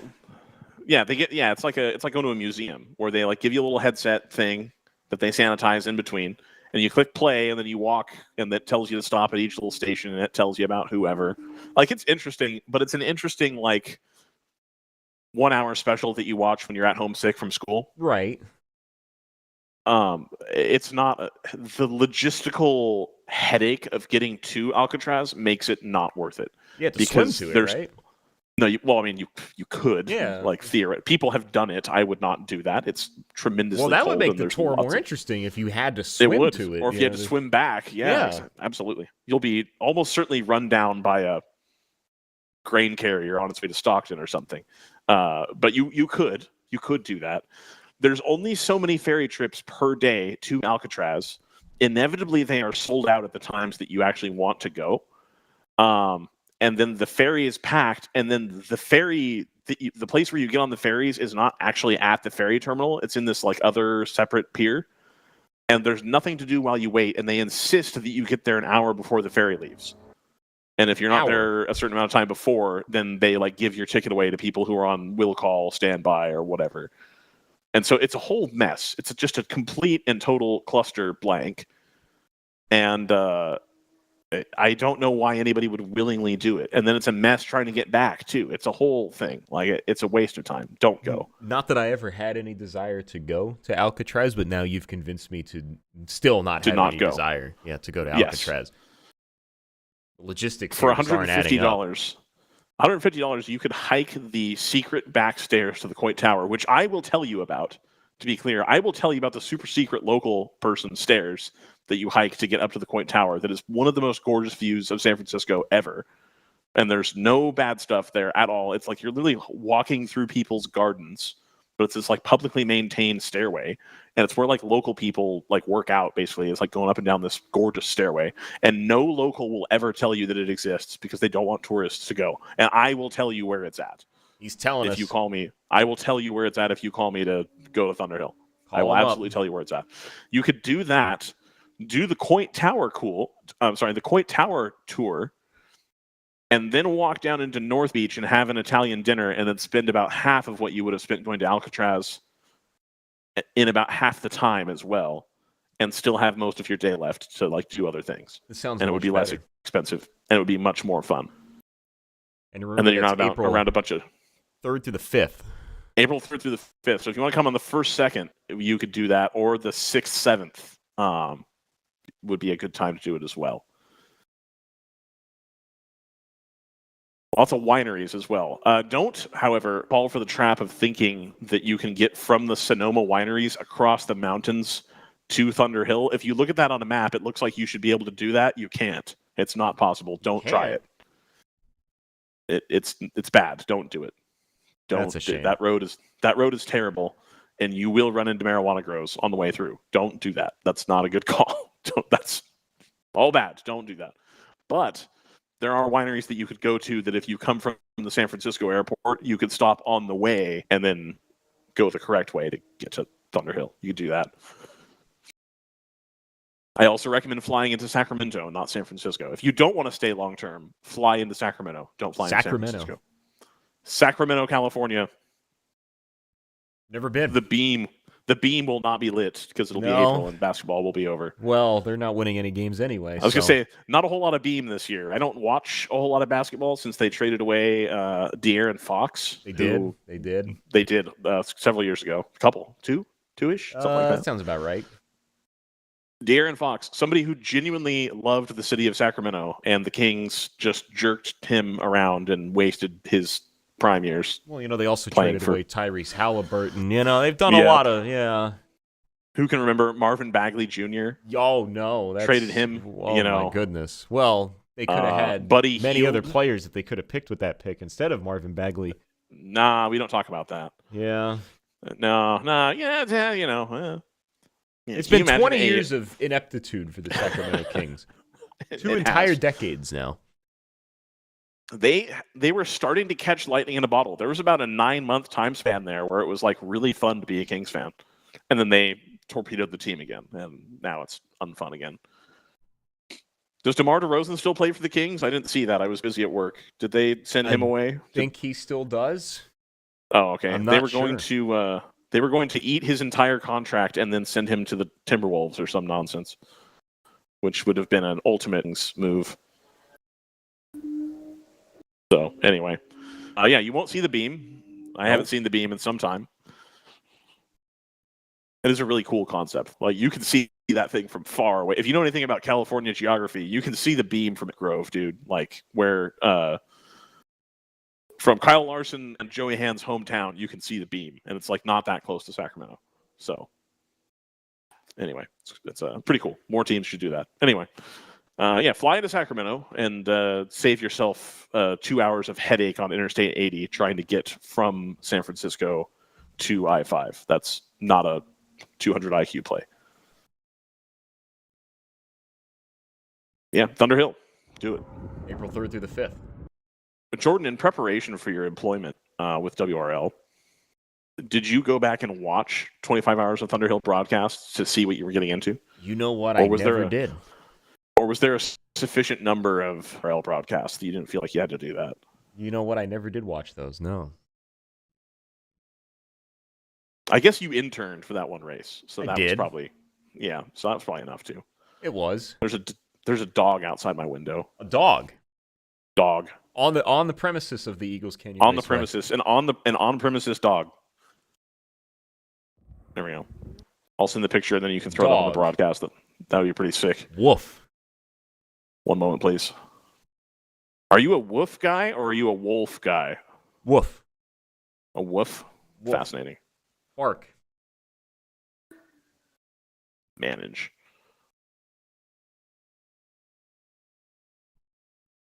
There we go. Dog. Oh wow, yeah, there really is a dog. You weren't kidding. It's right there. Take a look at this dog. Look at the dog. Oh, I don't see it yet. Well, stand by. Okay, here we go. Take a look at the dog. Oh, okay, there we go. Look at this. The dog. Here we go. There it is. Dog. That's the dog. Right there. Right in front of the commentary booth. Just hanging I don't out. think anybody's coming. Jordan. I'm going to level with you. I don't think anybody is listening. You got the dog. I got a dog. You come see the dog. Come hang out with the dog. So tell me about in the Let's hear it. grass right there with about 10 chairs surrounded. Is that a fire pit? Yeah, it is a fire pit. So last year they told me about that. Apparently some team left the metal fire pit there. Really? They drug it out here with a truck and then left it. And then the track was like, okay, well, I guess we're keeping it then. And now they've built it into this I like that. little gravel patio area. Yeah, that looks But it was not cool. like that before. That's new. It used to just be the thing sitting out by itself. Now there's chairs and Right. gravel and wood. Might as well get like a grill out there or something. Yeah. You know? If there's one thing I could change about WRL, and this would just add things to RJ's plate to have to deal with, and I understand that his bandwidth is already limited, there should be like a Friday night weenie roast. This would be the perfect place to do it because no one cares. You just do whatever you want here. Like they're fine. And we could come out here and do a marshmallow roast and have a keg and just, carry on and make merry. All those things. I would show up. I'd fly out there just for that. You'd fly out for the weenie roast. Yep, and then fly back. You'd fly into the Dallas-Fort Worth International Airport and then take a rental car on US 380 towards Denton, Texas. There we go. I've never been to the Dallas-Fort Worth International Airport. I've been to both now. I've been to Dallas Love Field as well as the Dallas-Fort Worth International Airport. Never been.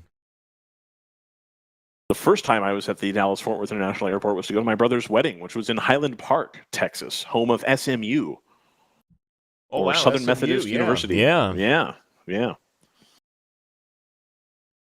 In fact, I got here on a Thursday, and they were playing football at SMU, and I was tempted to go to that instead of sit around in my brother's hotel room, and I chose not to. Chose to sit around my brother's hotel room instead. Sometimes it's just good to sit. Yeah. And I think about that every day. I take time to just sit down, do nothing, just sit there. And that could last for 5 minutes. It could last for an hour. You never know. Yeah, no, it was good. The intent was to go hang out with my brother because it was his wedding. Right. So I would have felt dumb having not done that. So that was fine. I was not his best man, but I was in the groom squad. What do they call that? I don't know what I've only ever been to one wedding, so I don't even know what they call it. Groomsman. It's the only time I've been a groomsman. I think I have one other opportunity coming this year where I will be a groomsman again. Go to another wedding. I have challenged. I've challenged someone to a duel. Duel for the position of best man. Really? Yep. And I said that as the incumbent, he gets to pick the duel of choice, but I am challenging him, and he has to accept the results of the challenge. A duel, not a joust. A duel. A duel, but he can pick the weapon. That's fine. Would you not want to do the joust? Like, remember the American Gladiators show, and they would have the big joust with the. Yeah, you remember that? What a great show! I think I would be really good at modern pentathlon. Okay. I think if we did modern pentathlon, but like just me and him head to head, I would do pretty good. I think I have more sword background than he does. He's almost certainly going to be better at shooting than me. I'm probably better at swimming than him. The horse thing is going to be close, and he'll probably there's win a horse that. part of it, really. The modern pentathlon, Jordan. Are you not aware of the modern pentathlon? You know what? You're gonna have to illuminate me on that too. So modern pentathlon, Jordan, is a mixed competition in the Olympics, in the Summer Olympics, wherein I don't know how the scoring works, I'll be honest. I've watched it like end to end twice probably in my life, and I still don't know how the scoring works. But it's a combined score of shooting. It's like a shooting while running, kind of like the biathlon, where you like do like a marathon, but then you stop every however long and you pick up a pistol and you have to like shoot the targets. So it's that. So that's 2. And then there's what do they call that with the horses? Dressage or whatever, where the horses like jumpy. You know what I'm talking about? No, I don't. Where the horses are in the arena and they have to jump over all the fake fences and stuff. Oh, whoa, what are we doing? Some equestrian stuff here? Equestrian stuff. Yeah. Okay. So there's like an equestrian portion. There's the running and shooting portion. There's a swimming portion, and then there's like a bracket of fencing. Fencing. Like fencing, yeah. Fencing. And they take your combined score for the whole thing, and that's how they determine who wins. Really? And apparently, the little research I've done into it, it's typically people who have either a fencing background or a running and or swimming background, and then you're just like kind of mediocre-ish at the other parts because you're not going to specialize in all 5 of them. So it's like washed up marathon runners are like, oh, well, if I learn how to swim better and I like take 2 or 3 fencing lessons, then I can be okay at this because my running is so good. Or, stuff like that. So there's not a lot of people who specialize in modern pentathlon, so the competition swings pretty widely based on how good somebody is as a specialist of the one discipline. So there's a lot of parity. A lot of parity, yeah. Parity is good. Indeed. So that's fun. Anyway, I think if we did modern pentathlon, he would probably win, but I would smoke him in the fencing, and I would probably beat him in the swimming as well. But the running and shooting thing, he was a Marine, and I was not, obviously. So I don't think I'm going to do so well in that portion. Yeah, I think you're at a bit of a disadvantage there. Exclusively what you do in the Marines, as I understand it, is run and then shoot at things.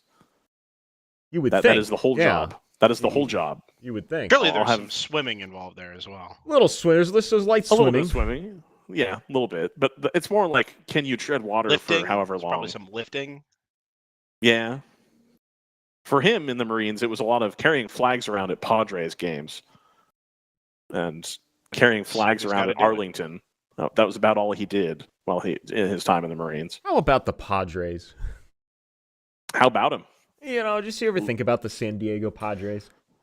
I do think about how they let Luis Arias go, and now he's going to play for the Giants. They did.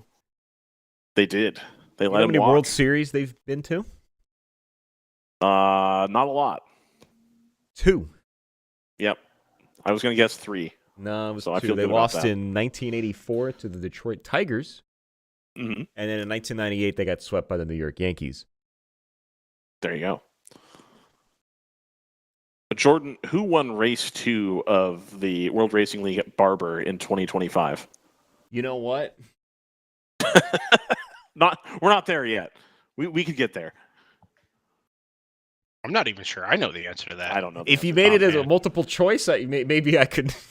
I think it was round 3. I think it was probably round 3 as well. What about 24? GTO, anyway, I don't know. If it was 24, it was probably NFC. Yeah, that was so long ago. Yeah, no kidding.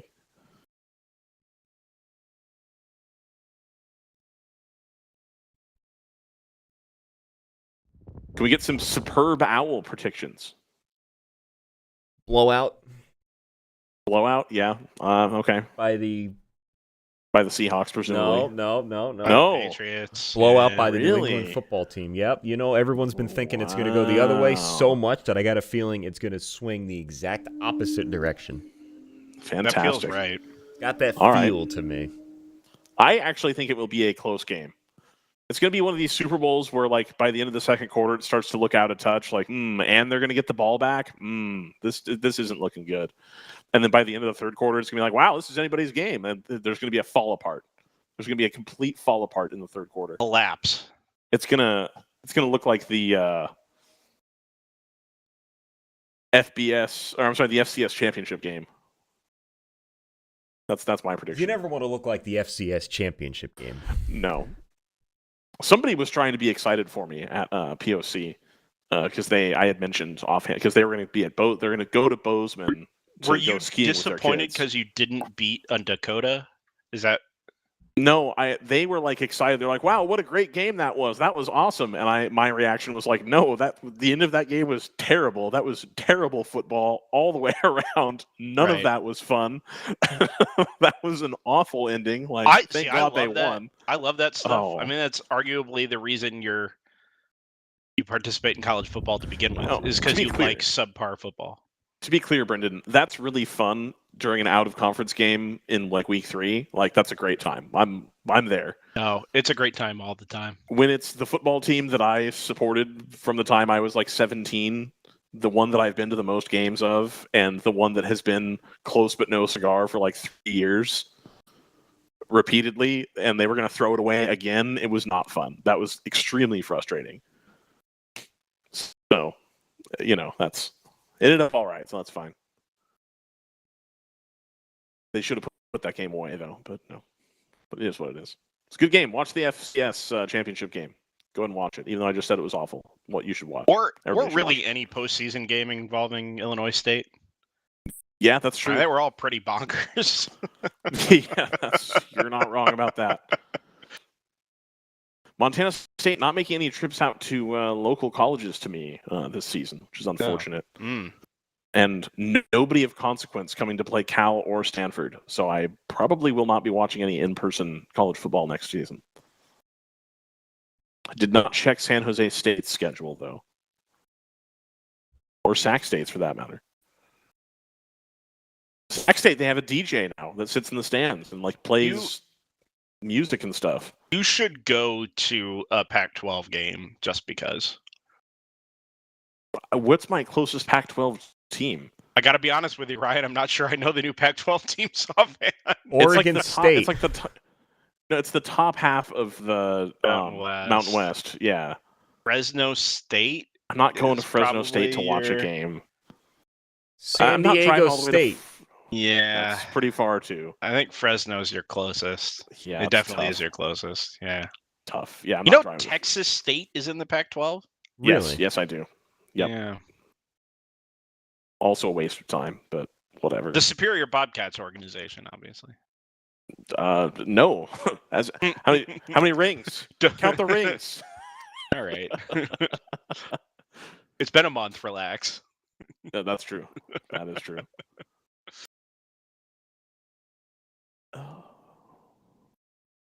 Brendan, do you think this is something I was informing Jordan of because Jordan wasn't abreast of this? Do you think COTA is going to successfully go private, or do you think they'll change their mind when they realize people don't want to spend that much money for that? No, the problem is people do want to spend that much money for that. If nothing else, because it's status. I don't know, man. It's a lot of memberships they're trying to sell at that big number. It doesn't matter because you don't need the participation, right? You just need the membership. Yeah, right? But so if somebody who's not already not to be crass about it, but like, have you seen the price of Bitcoin lately? Fair. No, I mean that does matter. I think the Bitcoin crowd overlaps pretty heavily with the track day crowd. Well, the membership track day Yes, crowd. Yeah, exactly. Yeah, the track day membership crowd, yeah. I mean, I have a suspicion that the way this is going to go is that they're going to, as we just get ready to kick off GP1 and 2 qualifying here, I have a suspicion that the way this is going to go is they're going to be able to sell enough memberships for like 45 weeks or 40 weeks of doing track days. And then they're going to say, okay, we have our 3 pro events and we're going to grandfather in these like 3 club series. Do you think WRL and Champ Car get grandfathered? I don't think Champ Car has been going to COTA anymore. Doesn't somebody go to COTA? I think some other endurance I don't think league? so. No? Oh, I thought so. It is just us. Okay, well. I believe so. I could have swore somebody else went. Maybe not. We'll see what happens. All right, yeah. I Anyway. hope if we got grandfathered in, that'd be great. I would be very excited. Has any other series run consecutively at COTA more than WRL other than F1? No, I don't. Well, MotoGP, I was gonna maybe? say, when did that start? And did they go in 2020? Probably not. I think they just stayed in Spain in 2020. I don't think MotoGP ran the first season though. Did WRL run the first season? Probably not. November 15th, they did run the Motorcycle Grand Prix of the Americas. First year was 2013. Right? Yeah. Yeah. Oh no, they didn't run in 2020. It was canceled. Yeah, I guess so. Look at that. All right. So by right, WRL should be. Well, it depends on when. again. Yeah, I guess they started in 2017. They weren't going in 16 and 15 because I thought they asked us to go the year before and we said no. They did not. But they might. I don't know. We got to dig that up. Anyway. Okay. All right. That's good research. Yeah.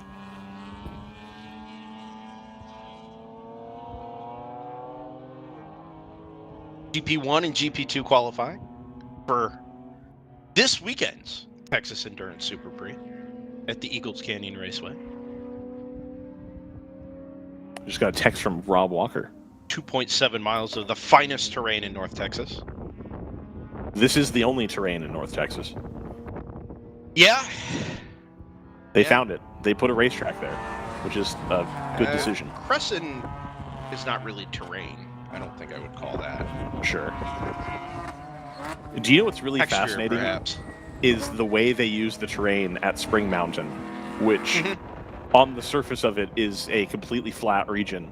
But the one wrinkle in the terrain, they put the track directly across it, and it makes for really cool racing. Yeah, so having watched the Sunday race there that you guys did, it's a compelling place, man. That's a really cool track. It's a really cool track. Yeah, it's too bad it's where it is. It's the kind of place that, like, if WRL were going to start making a push to go run at places like that, and I don't know that you could afford to do it every season, but like, right, it's up there on places I didn't know were going to be cool. Yeah, I think a WRL Western series, like the GP2 Asia series. I think I pitched this last year too. Right. Do the GP2 Asia series, but do it the WRL West Coast series and run all of them. Do production only, or do do no GTU or something. Because I'm sure there's plenty of, and that's the thing. There's plenty of people at Thermal and, frankly, at Spring Mountain that have GT4 cars that would probably run. So you could do GTO. That's fair. Maybe reopen GP3. Maybe get a little bit more participation there. I don't know. I don't know. I think a lot of cars kind of run to that GP1 or GP2 bracket already, but maybe. Anyway, but you could do that would be kind of cool. You could do there. I would skip Chuckwalla. There, Willow Springs, Laguna, Sonoma, Thunderhill. I like Button Willow Circuit. No, I don't like the track. I don't like the track. It races a lot better than the Classic, but I don't know. I'm kind of new. I think it would work really well in a multi-class environment. I don't like anyway, either of those tracks. We're about to get some lap times here. We are, indeed. S Collective. Why aren't we sorting properly here? Fix that. Get Dave on the horn. There we go. S Collective. Team S Collective. The 140 is a Porsche Boxster, right? Or Cayman? I believe it is a Cayman. The white and orange Cayman. Yeah, 208, 134. Really good first lap there. Cajun Canuck Racing, the 555. Yep. And the BMW. Right into second, 208.854, and then another half a second or so back to the fifth gear Motorsports. Yep, Tiff Nadell Cayman on board. It really just isn't going to get old to you, is it? No, it's not. Yeah. So Porsche's first and third. Yeah. I'm down with that. Yeah. A big fan of that, actually. Choice Racing, the number 522. Long time. One of the strongest cars you'll see in GP1 across the balance of the season, up into the top 5 there, along with the Palomar number 83. Ryan, I know there is only one Palomar car that has trip timing thus far. There is. They are garaged up and near paddocked. The paddock is strewn about here at Eagles Canyon. Indeed. The way it's laid out. But they are next to the Samson Racing folks. SoCal. Kind of over there. Rustlers. Yeah, SoCal Rustlers. Actual Rustlers. Yes. WWE. Palomar 83 does lead GP2 at the moment. 5 6 seconds clear the AOA number 55. Oh, just updated. Ginger Racing, All right. back in the 5th. 46. Another BMW. The General Production 1 Challenge presented by BMW. But not, because there's 2 Porsches in the top 3. Indeed. Number 24, Montgomery Motorsports. Lowest of the cars to have turned a time so far, but that is obviously not representative. 228,196. Nice to see the Montgomery Motorsports name back. It is. I don't know that I ever really, in the course of last season, ever really wrapped my head around that car being exclusively under the Bruce Innovations banner, because it was obviously still, run and owned by the same people. Right. The same people were involved. Just, I never really got my head around it, so now we're just back to where it ought to be. Yes, it just feels right. It feels historically accurate. Also feels right to have Screaming Goat Racing at the top of a leaderboard in a track in Texas. Yes, it does. Kind of a home event for them, being based down in the Houston area. 2:06.397. Puts about a second and let's call it 1.4 seconds on the S Collective Cayman. So BMW, Porsche, BMW. Yeah. And then BMW. Here's another scorching hot take, Brendan. SoCal wrestlers should ballast up their E46 and run in GP1. And run in GP1, fight Screaming Goat Racing. Well, I mean, if you recall, Ryan, Screaming Goat and the Choice Racing 522 were both GTO cars at one time. I know, that's what I'm saying. Yeah. Like, we got to complete the set here of the home-built E46 challenge. Presented by Continental Tire. Cross Contact DWS 06. Ryan is referring to the fact that Continental Tire is the single tire supplier for the general production classes, GP1 and GP2. I did spend a lot of time talking about other tire brands during the podcast hour, which I feel bad about. Well, not saying that they were good at all. Actually, actively complaining about one of them. We don't have to dig this hole deeper. That's fine. That's fine.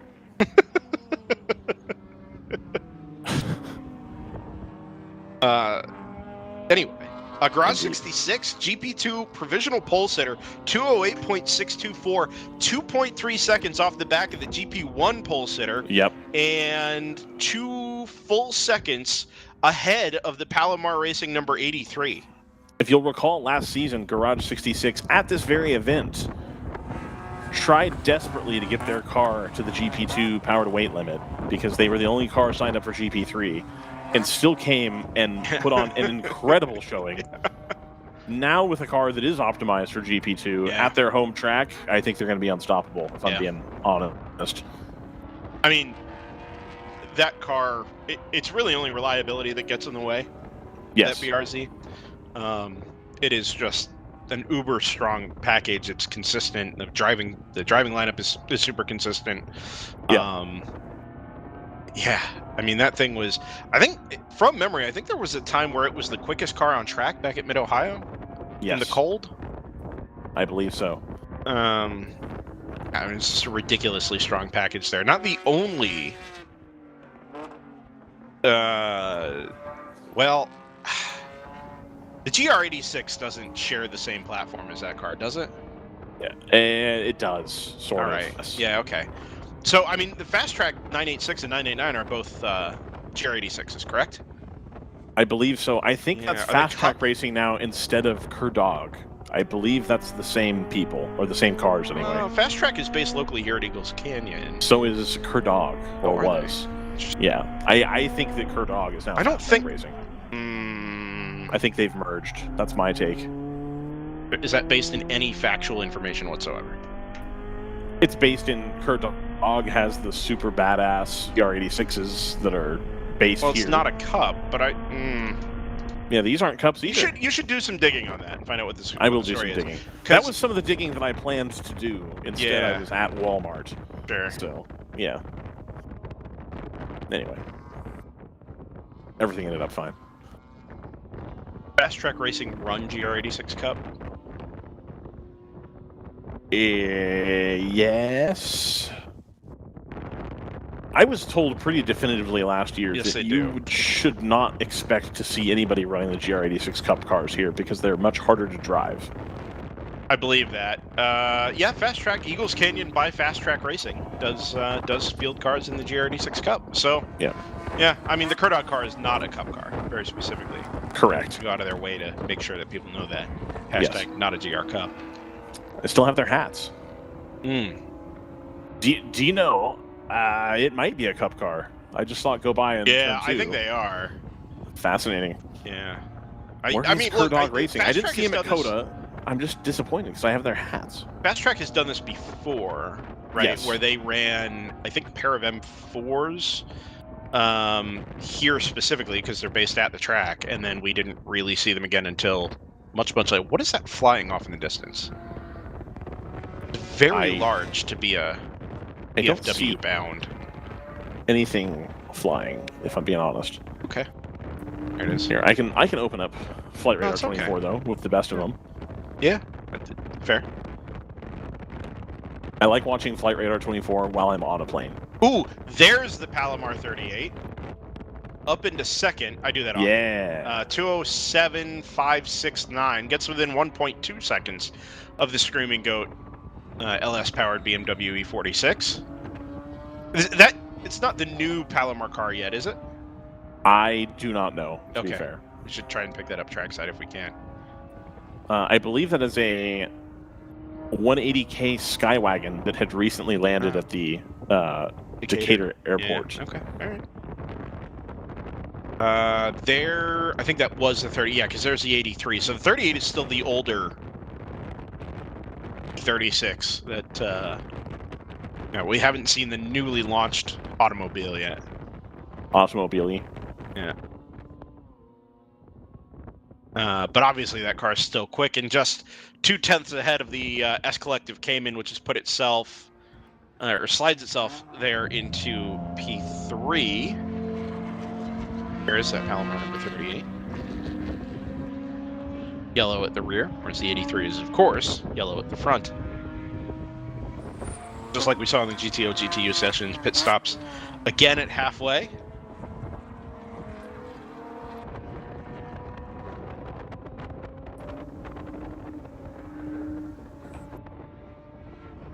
First of the Fast Track Racing GR86 is up into 10th place overall, 3rd place in GP2, 211.825. So about a 0.4 of a second margin up to the Palomar Racing number 83 BMW. That GR86 Cup is capable of. From what I remember, Ryan, I think you're right. The general opinion was that that car was a lot tougher to drive than just the building up a road going GR86. Well, tougher to BRZ, drive, etc. Questions around the rebuild interval on the gearbox. Is it a SADEV? Yes, it is. It's the same one that goes in the MX-5. Everything. It's in a spec racer. It's in. Yeah. Yeah. My understanding was anywhere from 30 to 60 grand to get another one. Oh, there's a car we haven't seen yet. Is that the Zipa Corvette? The Zipa Corvette, yes, sir. Oh, man. But now I'm excited. You weren't excited before? I mean, I was excited for the E36, but, I'm always excited for a C5, man. Thundering LS motor. Is this what we're on board? Oh, no, this is Garage 66. Soissons Six. Yeah. Is that the only number you know in French? No. Okay. The only one you say. Because the bit is, even in the English broadcast, they always call Garage 56 Garage 56 for the innovative entry. And it's like, this is close, because they always call it Garage 56, this is Garage 66. Sure, yeah. No, I get it. Yeah. It's a bit. We've seen a car out of that Corvette just yet. No. What was the last Corvette we saw in the World Racing League? Was it the Briggs built? Yes. 94 Motorsports car? Yeah, I thought so. Yes, it was. That car was awesome. Excited to see what that Zipa car can do. Looks just like the E36, except lower and wider. It is less purple as well. Oh, is it? It's like, I don't remember that car being very purple. It's not as colorful as the BMW. I remember it being blue with a lot of swirls. There's a lot of white swirls on it, so I don't know if it's like a new thing or I don't know. Yeah. But it's the same. You can tell it's the same pattern. And it's like the same team. Like when we get some let's say not based around the tower shots tomorrow from trackside. We'll dive into that those design choices a little bit. Tripod camera is going to be back, folks. It's coming back. Some of those. The original, hey Ryan, are you sure about that camera placement angle? Yeah. Yep. I've now been emboldened after 5 races of no tripods getting hit. See, now that you've said it. Sure. Yeah. Well, that's why I think we should have... Okay, and I'm going to pitch this live on the air right now, and I'm going to talk about it in the driver's meeting as well.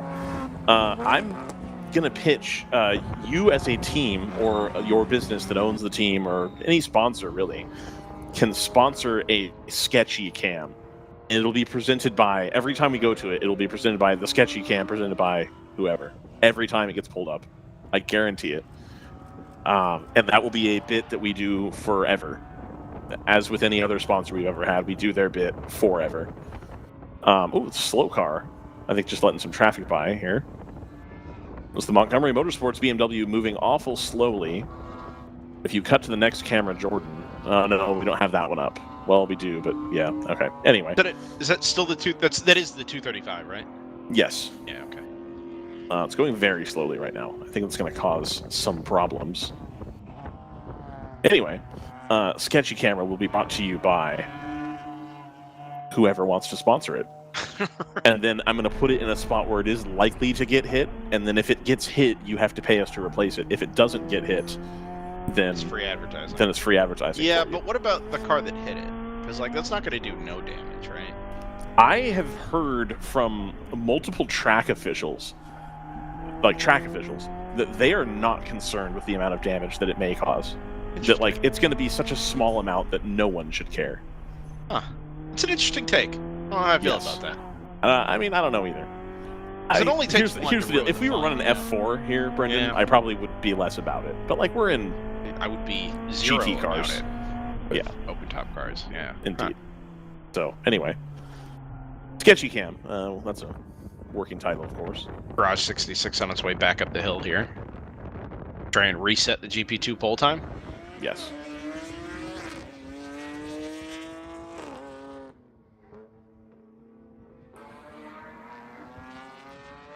Windy down there, Ryan? Yes, very. A little breezy. It's nice. It feels good. It feels like I should have grabbed my jacket from the hotel. But our friend Steven there in front of the camera? Yes, it is. Yeah. Hi, Steven. The people occupying the hospitality suites at the end of the building are, in fact, Kingpin Rob Walker Racing. Oh! You guys should be sharing a space. Well, there's these little... It's like a bad hotel where you've got the 2 sliding glass doors between it. It's very nice, but yes, I know what you mean. Yeah, sure. Yeah, obviously. Sadakal's currently looking at me and presumably listening to the broadcast. I'm not certain about that. But he had his phone held up. There's Murray. His hat. They're all here. The gang's all here.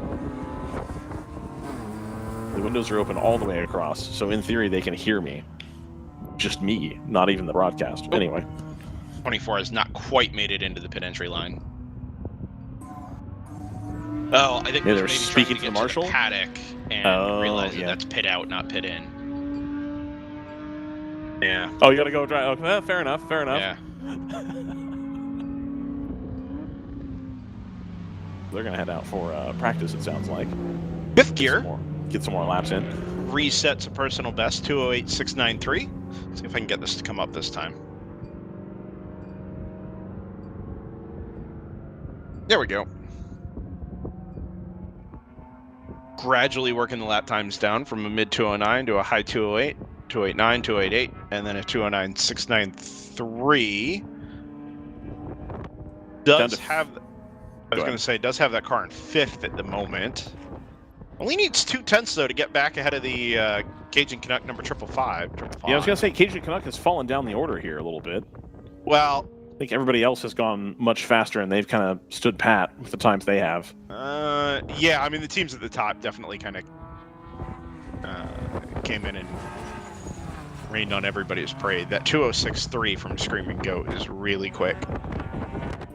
And it was really just the one lap you look at the lap time history there, 206.397 was the offering. Then it went 207, 208, 222 is kind of a reset lap, and then 206 again, 207 flat. So I feel like maybe only 2 or 3 laps on these tires before you start to build some temperature in them and cool everything back down and give it a second go. Yep. An endurance racing tire, of course, not a no, and that was qualifying the tire. feedback we got last year was that the tire was just crazy consistent. Yeah. Right. It was just a yes, there was a little bit of initial drop off past the first couple of laps, and then once you did, it just sat in that same performance window for hours and hours and hours, like a good tire should. Yeah. What I don't know is what its sensitivity to ambient temperature was. I don't know that that's a conversation we directly had with anybody. I do know, if we look at the GTO and the tires, the GTO tires in particular, in the heat of the day, you'd see lap times regularly 2 or 3 seconds a lap slower than what the ultimate pace of many of those cars were. I don't think that was really the case with the Continentals. But I mean, those tires are just designed to be A, affordable endurance racing tires, and B, super consistent across, at least a full day of racing, if not, trying to squeeze out, maybe 12 to 14 hours. Right. At some of the longer events. Of which I think we only have one this year, right? I think only Daytona is scheduled to be in the single day format, right? Yeah, that's my understanding. I'm going to pitch RJ pretty hard on making the Thunderhill race a 15-hour. That would be extremely... Imagine, okay, but hot take, that would help everybody turn around and tow better if they were finished on Saturday. Fair. Started at like 6 or 7 in the morning. I think the argument that was made last year at Utah was, well, we're all going for the first time. We don't want to be just one day and done. Sure. No, that's fair. Yeah. But it gives you an extra day to do that. Yeah, it does. I see both sides. I see both sides of that. All right. I'll take it. Yeah, the Thunderhill event. There is not... there's only, 3 weeks before we turn around we all go to Road America? No, I think it's just Sebring. Oh. No, it's Utah to Sebring, and it's Thunderhill to Road America. Yeah. Correct, yeah. Yeah. I will not be participating in Road America. I will also not be participating in Thunderhill, which is a little bit disappointing. Ooh, that is kind of sad. Oh, I'll do qualifying. That's good. I will do qualifying, yeah. From my humble abode down there in Danville. Beautiful. Yeah, I can't wait for that. Have we secured broadcast rights to the Thunderhill WRL event? Work in progress. Work in progress, okay. Well, then I'll still say what I said to Jordan earlier, which is I'll be there either way. I will be at the event, hanging out, chilling. I am excited to see how that all goes. I'm excited to see It's not the best looking track on camera, just from our perspective, for a whole variety of reasons. But Brendan. But tripod cam. We got tripod cam. Yeah, that's a good point. And I'm going to be hitting you up for 2 more tripods here within the next couple weeks between now and the next POC event. Yeah, I bet. Because at 6, it really takes off. Yeah, makes it. But like 8 is too many. I don't think I would. Using 8 would just be too much. Like there's not that many spots where it's that much better. Sure. But at Spring Mountain specifically, 6 would have been the right number. And I think there's parts of Chuckwalla that could benefit with 2 more as well. But Willow Springs is fine with 4. Just real quick, back over on the timing. Yeah, sure. Timing sheets. Yeah, TCS Motorsports has finally made an appearance. 212.344 is that car's initial offering to the session. Zebra Racing in the number 326. You recall the old E36 was the 325. So they bumped up a number. Unfortunately, that car has not put in a representative on-track time. 2:30.798 was the outlap. That is the quickest time, although it hasn't actually registered as being on track. So, interesting situation there. I do wonder. I mean, I'm sure some of the guys from from Zipa will come up and chat, but it'd be interesting to find out how new that car is and Sure. what state of preparedness we are in, bearing in mind that Zipa is based, or Apex, the organization that is behind Zipa, backwards Apex, is based just up the road at MSR Crescent. Down the road? I guess it's down the road. So is not Fast Track, the other one. Rapscallion is at Crescent as well. Oh, of course they are. Yeah.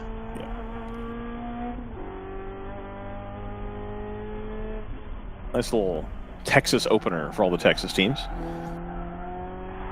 It is. So the World Racing League has obviously gone through a number of sort of iterations of itself since we started back in 2017. But there was a time in the United States where amateur endurance racing was exclusively regionalized. Maybe Right. not exclusively, right? But I guess Chump Car kind of had the coast to coast, corner to corner covered. Right. But other than that, like WRL just happened to occupy the middle of the country, and we were going to places like Heartland Park and MSR Houston and Hallett and Brainerd and all the, like, let's say club tracks, and this all the I-35 tracks. Sure. Yeah. This kind of feels like the last kind of vestiges of that, right? Where we've got a track out in the plains and or Midwest. I mean, this isn't Midwest, but you understand what I'm saying, that, Yes. this is still within the original footprint of where the World Racing League used to operate. And okay, yes, we've gone towards more of a true bucket list type schedule. And I think it's inarguably worked out in the general favor of WRL as an operation. But it is nice to come back to places like this that are like, okay, this is very specific to the locals here. You maybe aren't going to get a ton of the big spenders, let's say, to come out and run for a weekend at a place like ECR, but it still puts on a really good race. It's an amazing track to drive, like highly underrated, even in a rental car, it turns out. There was a Miata RF in the rail car row, and I was so close. Was it Jordan? No, it was dark blue. Instead, Jordan has the light. Oh, it was in the rental car row. It was in the I was like right there next to all the RAV4s and stuff, and I almost did it. Zipa does put in a representative time finally, 2:12.768, and then immediately to the pit lane. So takes care of that. Indeed. I assume this is as much a shakedown type weekend for that car, just based on what we've seen out of this session specifically. If they're really going to go for it and try and unlock potential, I'd assume you'd want to be out there for as many laps as you can get. But if the goal is to protect the car, bring it home, and find out what else you need to make better, then you don't need to be breaking things in a 30-minute qualifying session. Indeed, of which only 40 seconds remain. We're getting right here down at the end. Speaking of bucket list tracks, Brendan, I did soft pitch having Jordan come to Daytona with me. Is that workable? Maybe.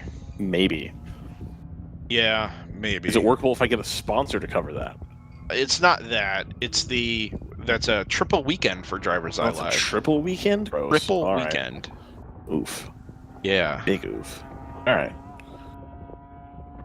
Yes, and it does also feature coverage on a corporate channel as well, which is going to be an experience.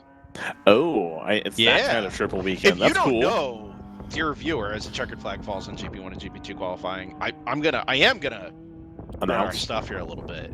Yeah, DriversEye Live, as part of our partnership with the Porsche Club of America, put out a live stream over Porsche Motorsports North America's YouTube channel as part of the Porsche Sprint Challenge PCA. It was a tremendously cool experience. It was a tremendously cool experience to copy paste an SRT link to a different YouTube channel. It turned out it was way more complicated than that. Oh, okay. There's some serious overthinking going, or perhaps underthinking going on behind the scenes there. Okay. But it was really, really cool. To be fair, Brendan, Porsche I say is that. still Porsche. This will help you determine how under or overthought out it is. After talking with my brother, who manages a department for Hulu, and he works in the live event space, to send an event to Hulu is genuinely emailing my brother a SRT link, and then he puts it into the thing, and then it comes up on YouTube or on Hulu. Yeah. So it genuinely is not that hard. Well, that was kind of my concern. Is I think there was some, either over or under thinking going on there. Yeah, but as it turns out, at a professional level, yes, it's just an SRT link, man. That's all it is. Indeed, the artifacting is the same. Yes, absolutely. Yeah, whether you're using iPhones at Eagles Canyon or $300,000 cameras at the PGA Tour or whatever, yeah. Fifth gear does improve right at the checkered flag, 208.693. I don't think they improved position-wise in that number 550. They're still... oh no, they had gone into the pits and maybe not come back out because Cajun Canuck, we're already behind Cajun Canuck in that number 555. We should probably do a rundown here and begin to wrap things up. Can you hit the button? Can you try the button one more time? Try it. Too bad. Oh, yeah. It's going to scroll here, so we only got a few seconds. Screaming Goat, followed by Palomar. Both are BMWs. One an old one a V8 power. Oh, wow. It really. This one goes way faster. Yeah. The POC one went super slow. I thought it was going to scroll down. That. Okay. Team S Collective, then on pole, Garage 66 and GP2, 555 of Cajun Canuck, 550 of Fifth Gear Motorsports, 46 at Racing, only 3.8 seconds. 522 of Choice Racing, nailed it. Second place in GP2, 989 of Fast Track, 83 of Palomar, 986 of Fast Track, and then 12, 13, 14, 15th is going to be the 22, 24, 326, 54. And then the tail end of the GP2 field is 851 and the 55 from AOA Racing, both BMWs. Boom. All right, nailed it. I wasn't sure how much time this one was going to give me, so I was very pleased that I had read to the right spot and the choice was right where the scroll was. Like, that felt really good. Okay, anyway.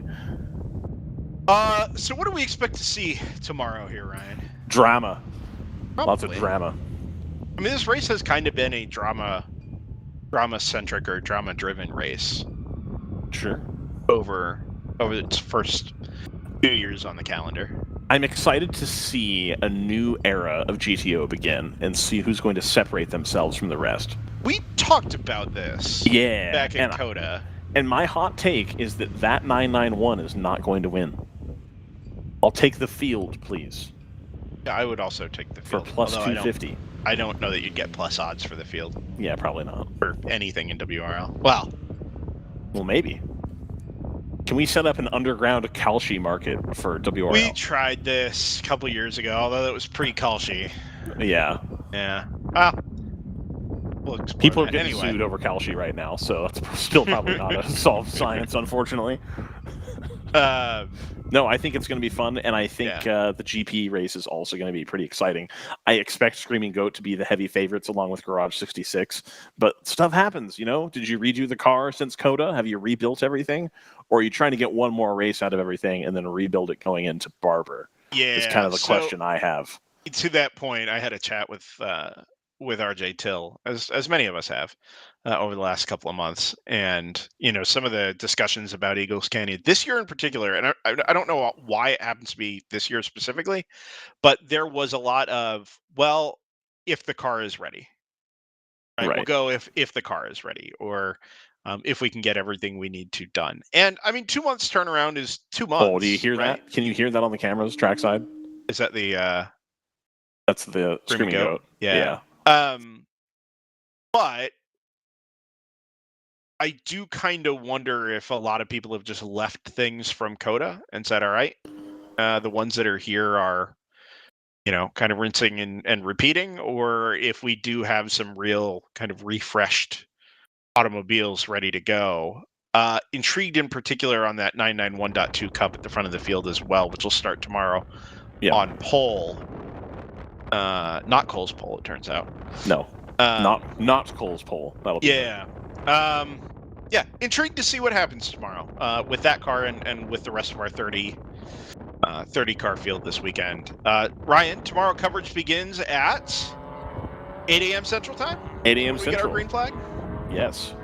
Yep. 2 8 a.m. starts. So early one on both Saturday and Sunday. 8 to 4 Saturday. 8 to 3 on Sunday, we will be with you here live on the World Racing League YouTube channel. Myself, Brendan Kaczmarek, along with Ryan West. JT Tammy will join us. Ryan West is, of course, the man on site.